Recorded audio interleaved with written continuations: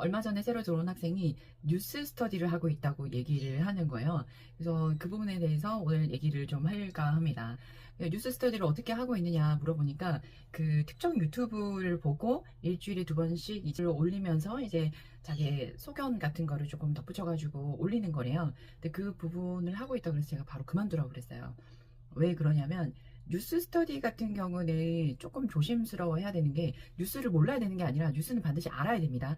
요즘에 어떤 그 정치나 경제, 사회 등이 어떤 흐름으로 흘러가는지 그 흐름을 파악하는 능력은 반드시 갖춰야 됩니다. 면접에서도 그 부분이 나올 수 있으니까요. 그런데 중요한 거는 그 배우는 대상이, 정보를 습득하는 대상이 유튜브라는 거죠. 유튜브는 정치 성향이 있을 수도 있고, 그리고 정치 성향이 없다 하더라도 개인이 방송하는 내용이기 때문에 그 주체, 방송을 진행하는 주체자의 개인적인 소견이 들어갈 가능성이 커요. 그렇게 돼버리면 무분별한 정보를 받아들이기 때문에 이게 비판적으로, 비평적으로 그 판단을 하기가 조금 어려워요. 그 이제 방송하시는 분의 의견에 따라갈 수밖에 없는 그런 구조가 조금 있거든요.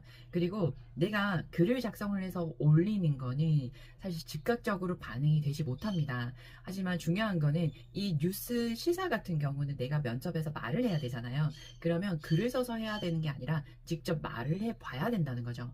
그래서 뉴스 시사 뭐든 스터디 같은 경우는 글로 적어서 올리는 것보다는 말로 직접 대화를 해보고 비판도 받아보기를 추천합니다.